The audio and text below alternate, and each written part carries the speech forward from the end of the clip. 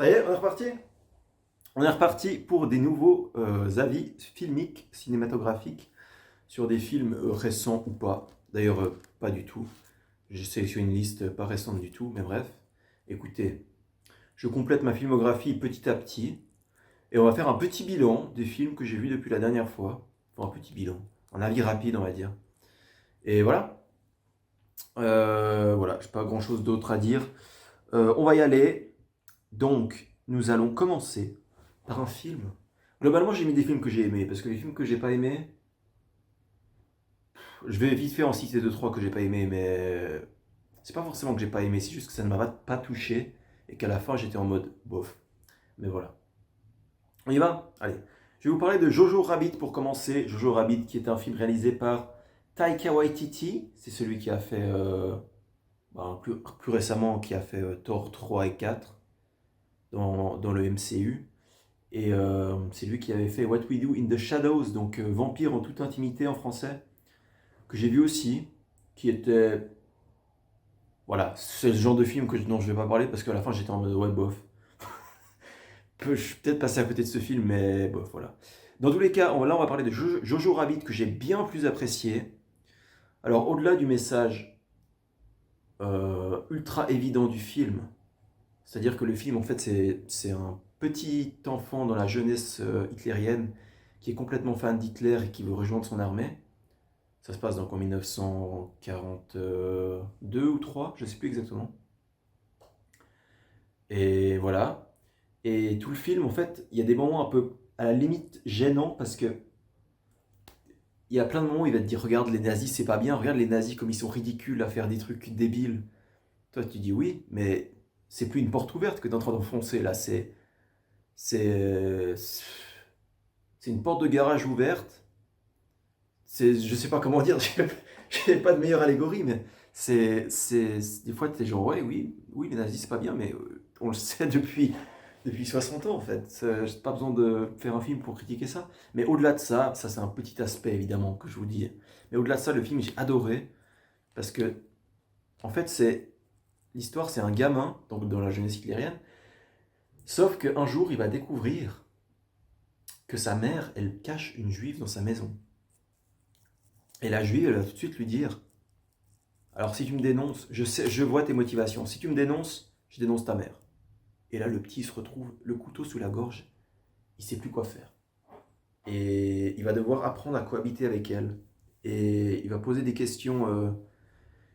Ouais, en gros, tu vois qu'il a été endoctriné. Il va dire mais t'es une juive, mais alors tu craches pas du feu et tu ne peux pas ensorceler les petits garçons. Tu peux pas les transformer en grenouilles. Comment ça se fait? Tu vois, ça va beaucoup jouer là-dessus.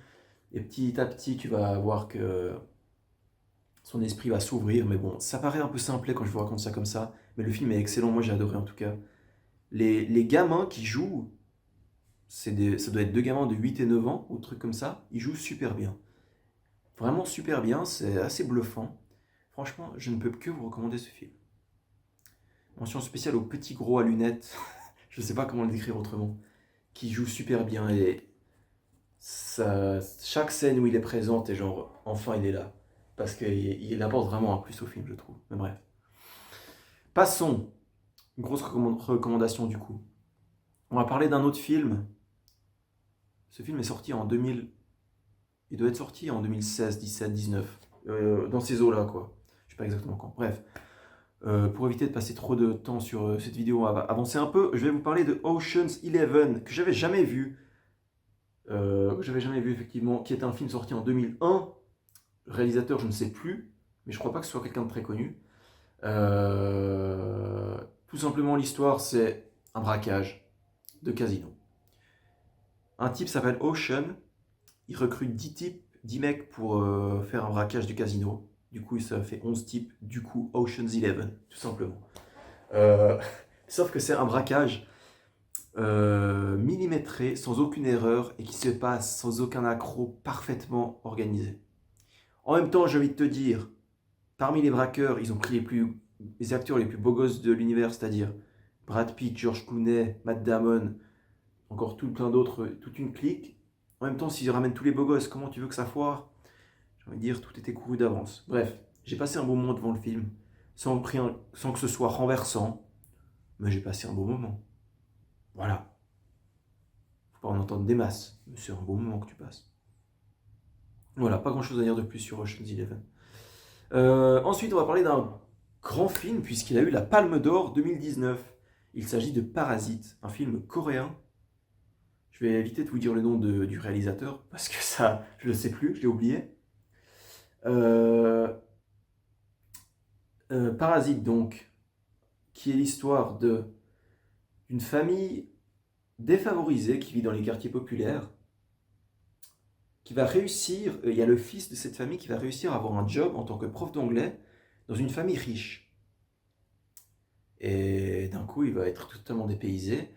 Il va dire, waouh, c'est incroyable cet endroit. Et puis, comment il arrive à... Oui, un moment, entre deux cours d'anglais, il y a la mère de la famille, parce que lui il donne des cours d'anglais à la fille. La mère de la famille va venir vers lui, elle va lui dire, euh, il parle du petit frère qui est un peu hyperactif, qui n'arrive pas à se contrôler et tout. Elle a dit, on a tout essayé pour lui, on ne sait plus quoi faire.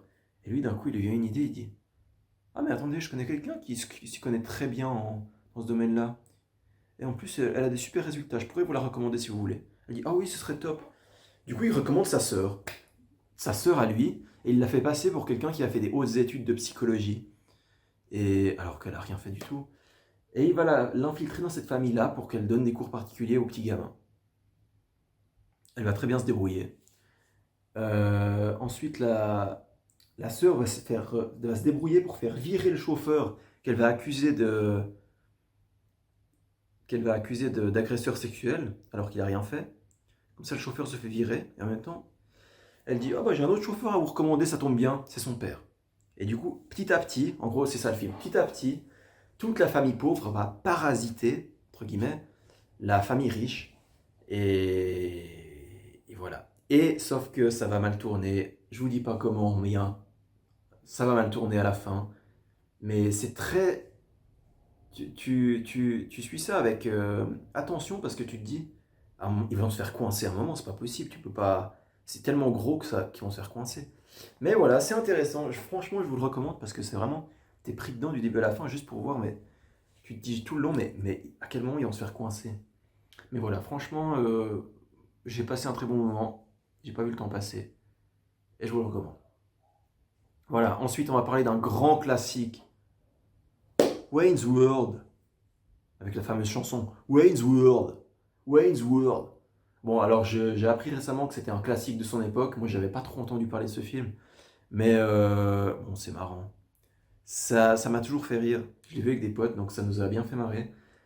Euh, C'était qui déjà? Jean et Nico, ouais, s'ils se reconnaissent, ils me regarderont la vidéo peut-être. Euh, ouais,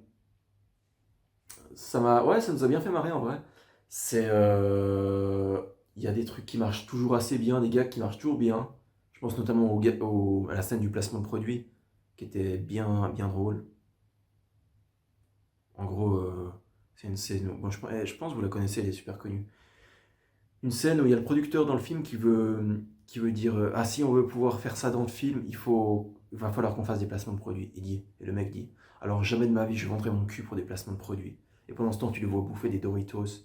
Donc c'est un placement de produit qu'ils ont fait dans la vraie vie pour ce film. Et il dit, non, jamais de ma vie je vendrai mon cul pour ce film. Tu le vois, et pendant ce temps, il bouffe des pizzas, Pizza Hut, des trucs comme ça. Du coup, le sous-texte est assez bien trouvé, je trouvais. Mais ouais, je vous ai même pas dit le pitch du film, en fait. C'est un type, à la base, qui fait une émission de rock dans sa cave avec des potes. Et il est repéré par un grand producteur qui dit, il va falloir qu'on développe ça, qu'on fasse plus de thunes et qu'on va rendre ça sur les chaînes TV publiques. Et en gros, tu vois tous les travers du truc. C'est-à-dire qu'à la base, il faisait ça, un petit truc avec ses potes. Et il passe à un truc plus grand avec plus d'exigence. Lui, ça lui plaît pas. Parce que c'est plus ce qu'il voulait faire. Mais toujours sur un fond de comédie où les personnages principaux sont deux gros débiles. Et voilà. L'acteur principal, c'est celui qui joue Austin Power. Donc on est dans ce genre d'acting.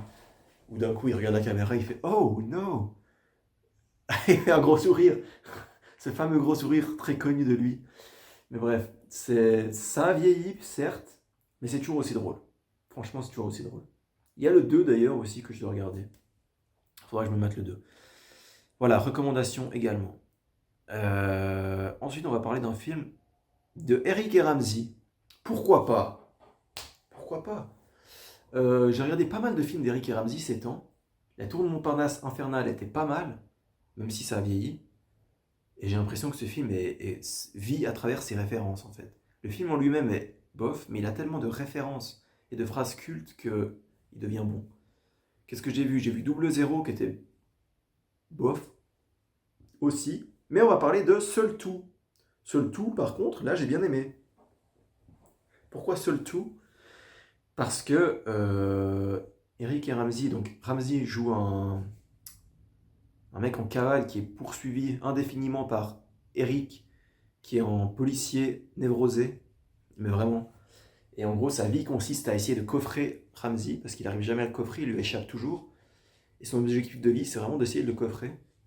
Sauf que, par un événement inexplicable, il se retrouve seul tout, c'est-à-dire que les deux, dans Paris.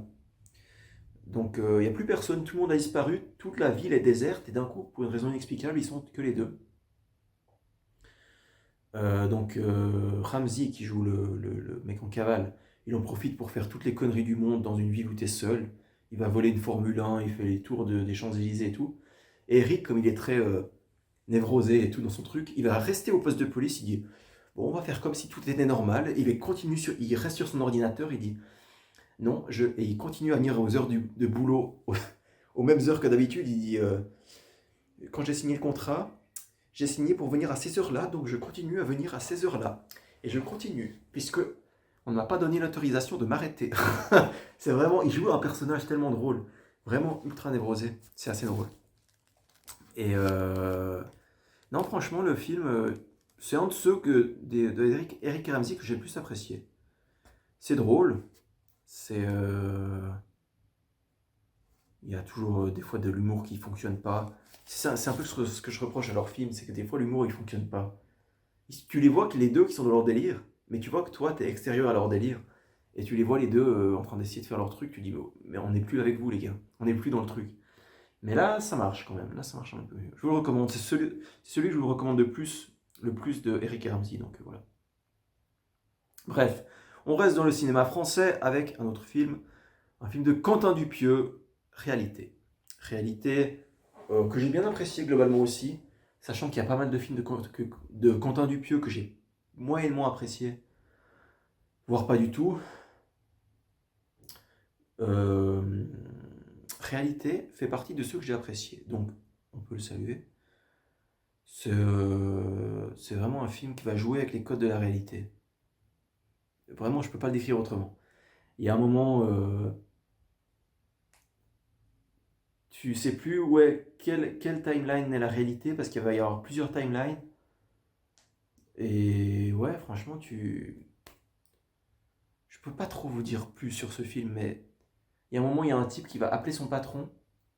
Puis en fait, il va appeler son patron dans le passé, quand lui-même il est en train de faire l'entretien d'embauche avec ce patron. Et tu dis, mais je peux pas vous avoir au bout du film, vous êtes devant moi. Mais non, pourtant je vous ai au bout du film. Il va y avoir des discussions comme ça, un peu chelou, et à la fin, tu sais plus quelle timeline est la vraie. Du coup, c'est assez marrant. Enfin, c'est marrant. Ça te pousse un peu à réfléchir, mais finalement, il n'y a rien à réfléchir, parce que les films de Quentin Dupieux, tu ne dois pas réfléchir, parce que c'est juste. Il n'y a pas de raison d'être. Voilà, si je peux décrire les films, c'est comme ça. Bref. Voilà, pas grand chose à dire sur ce film, si ce n'est que c'est un bon Dupieux, avec un Chabat en plus, qui joue assez bien. Donc, tout bénef. Tout bénef, tout bénef. Ensuite, j'ai maté quelques films de bikers. Pourquoi pas.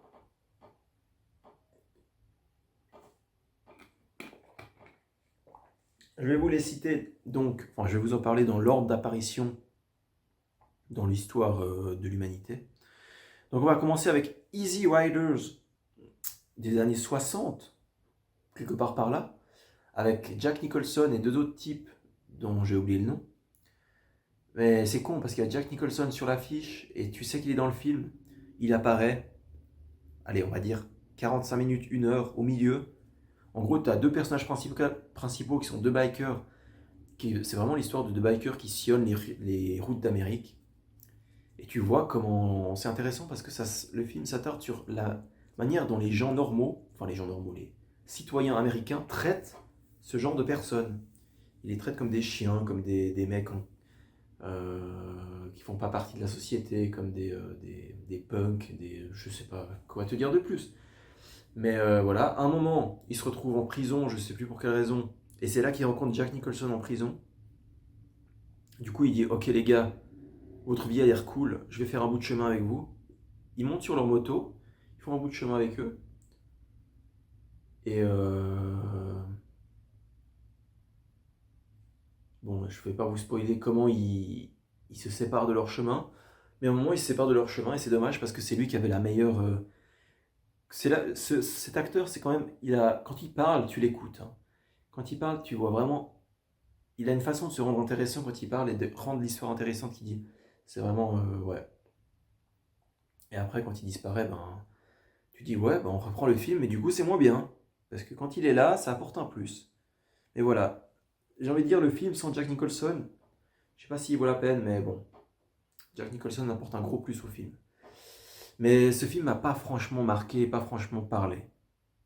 Contrairement à The Bike Riders, qui est sorti au cinéma il y a pas longtemps, que j'ai encore une fois vu avec Nico Benji, ils se reconnaîtront. Si je les cite pas, ils s'énervent après par message privé, donc il faut que je les cite. Bref. Euh, Bike Riders, par contre, que j'ai adoré. Adoré, parce que le casting 5 étoiles, quoi. Qui c'est qu'il y avait? Il y avait Austin Butler. euh, Merde, j'ai oublié le nom. Ah oui, Tom Hardy. Des autres types dont j'ai oublié le nom. Il y a Norman Reedus. Il y a. Il y a qui encore? Des autres types. Bref. Et c'est l'histoire. En fait, c'est un livre qui a été écrit d'un journaliste qui est parti en immersion dans un gang de bikers des années 60. C'était les bikers, les Outlaws, je crois. Il me semble que c'était ça. Bref, et puis du coup, le mec a écrit un livre sur comment s'est passée son immersion. Et en gros, le film, c'est le film sur ce livre. Donc tu vois tout le long un journaliste qui interviewe les bikers, qui est avec eux. Et c'est aussi l'histoire d'une meuf qui va sortir avec un de ses bikers et qui va être interviewé par le journaliste et qui va lui raconter qu'est-ce que c'est la vie quand tu sors avec un biker. Et en gros, c'est vraiment presque un documentaire sur la vie de bikers. Sauf que c'est super bien fait. Moi, j'ai adoré. J'ai adoré parce que c'est pas forcément ce que Hollywood attend d'un film, c'est-à-dire que c'est pas hyper actif, il n'y a pas de dynamisme, c'est pas de l'action en permanence, c'est juste presque un documentaire, comme je te dis, de la vie des bikers. Et franchement, si ça t'intéresse, c'est intéressant. Cette phrase n'a aucun sens. Bref. Non, franchement, si c'est un univers qui te parle, ça peut t'intéresser. C'est bien. Mais je sais pas quoi te dire de plus en vrai. Oui, les acteurs sont charismatiques. Ouais, ils arrivent à se rendre charismatiques dans le film, je trouve. Vraiment beaucoup. Puis voilà. Franchement, si t'aimes l'univers des bikers, ça peut te parler. T'aimeras forcément, j'ai envie de dire. Voilà. On va passer à la suite. Je vais vous parler du labyrinthe de Pan. De Pan, Pan, Pan. Je vais arrêter cette blague tout de suite. Le labyrinthe de Pan, donc un film de Guillermo del Toro. Le type qui a fait Pacific Rim et qui a fait les Hellboy notamment. Le labyrinthe de Pan, c'est l'histoire d'une petite fille durant la Deuxième Guerre mondiale, mais ça se passe en Espagne. Donc pendant la Deuxième Guerre mondiale en Espagne, dans un campement où tu as un général espagnol qui est ultra violent avec sa femme et sa fille. Enfin, la fille, c'est pas sa fille à lui, c'est une fille que sa femme avait eue avant avec un autre homme. Et du coup, tu vois que le général est totalement impulsif et totalement violent avec cette famille. Et la petite fille va découvrir un ancien labyrinthe caché qui a des pouvoirs magiques, mais Va-t-elle réussir à aller dans le labyrinthe jusqu'à la fin? On ne sait pas. Parce qu'en fait, ce labyrinthe, c'est clairement son échappatoire à cette vie de violence avec ce général. Mais voilà, je sais pas trop comment vous parler de ce film. Parce que il se passe un truc à la fin que je peux pas vous spoiler. Mais bref. Euh, le film est vraiment tragique. Vraiment, à chaque fois que tu crois que ça va s'améliorer, non, en fait, c'est juste la fille et la mère qui se font battre encore plus par le mec. Tu te dis, ouais, ouais, ouais, si tu veux, mais pourquoi je regarde ça en fait? Franchement. Mais il y a quand même un message caché, oui. Mais le message est tragique et dramatique. C'est un drame pour moi, ce film. Sur fond de fantastique, parce que voilà. Mais bon, bref. Je vous le recommande, ouais, quand même, si vous aimez les drames, ouais, on va dire. Allez. J'ai pas grand chose à dire sur le labyrinthe de Pan. Eh bien voilà, salut, c'est Julien du lendemain matin avec le soleil dans la gueule qui te parle. On va devoir encore une fois couper la vidéo en deux parce que c'est pas possible, ça va faire 40 minutes. Donc voilà, c'est la fin de la première partie. J'espère que tu as apprécié. Et la deuxième partie arrive normalement soit demain, soit le jour d'après. On verra. Voilà, j'espère que tu as apprécié. Si tu as apprécié, n'hésite pas à laisser un petit like et un petit commentaire. Je déteste dire ça, mais écoute, voilà. Et voilà, je vous donne rendez-vous au prochain épisode. Allez, ciao, ciao. À plus.